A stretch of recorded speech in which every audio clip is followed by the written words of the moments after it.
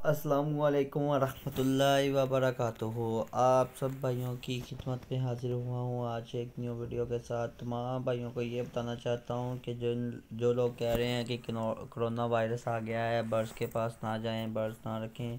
سر bird سے بچنے کی برڈ سے دور جانے کی ضرورت نہیں ہے، وہ تو خود ایک معصوم پرندہ ہے۔ سر آپ دنیا کے جس مرضی کونے میں جا کے بیٹھ جائیں گے، آپ کو جو بیماری لگنی ہے، جو مصیبت آنی ہے، وہ برحق ہے۔ موت ہر کسی کو آنی ہے، جو کہ ہر انسان نے ایک دن اس دنیا فانی سے چلے جانا ہے۔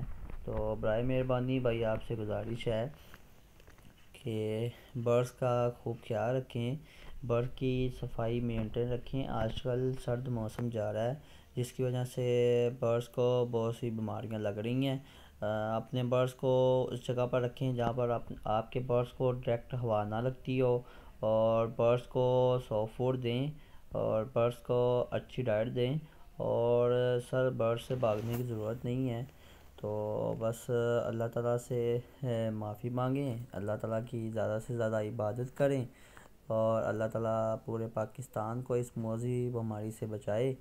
انشاءاللہ اللہ تعالیٰ کے حکم سے یہ موذی بیماری جلد سے جلد ختم ہو جائے گی، اور برڈز کی حفاظت کریں۔ اور آگے سیزن آؤٹ ہو رہا ہے، بریڈنگ سیزن، اور گرمیوں کا موسم سٹارٹ ہو رہا ہے، تو آپ اپنے برڈز کی ڈائٹ جو ہے وہ آہستہ آہستہ چینج کر دیں، اور اپنے برڈز کو ہفتے میں 1-2 دفعہ ایگ بریڈ دیں۔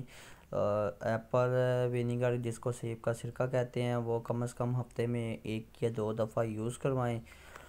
اور آج کل سوکڑے کا مسئلہ بہت زیادہ آ رہا ہے بھائیوں کو، تو سوکڑے کے متعلق یہ ہے کہ جب یکدم آپ اپنے برڈز کی جو فیڈ ہے وہ چینج کر دیتے ہیں، تو برڈز کو جو پہلے والا دانہ ہے وہ اس پہ لگ چکا ہوتا ہے، برڈز کھانا چھوڑ دیتا ہے، یا برڈز کو کوئی بیماری لگ جاتی ہے، موشن یا کوئی نزلہ زکام وغیرہ لگ جاتا ہے، تو برڈز جو ہے وہ کھانا پینا چھوڑ دیتا ہے، جس کی وجہ سے اس کی سیپ یا ہڈی نکل آتی ہے، تو جس کی وجہ سے برڈز دن بہ دن ویکنیس میں چلا جاتا ہے، تو وہ کمزور ہو جاتا ہے۔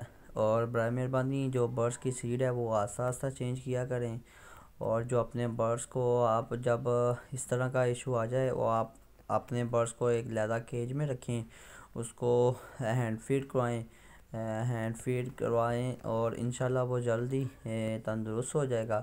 تو اپنے اسپیشلی طور پر اپنے برڈز کی جو ڈائٹس کا ہے وہ خاص خیال رکھیں۔ اوکے، اللہ حافظ۔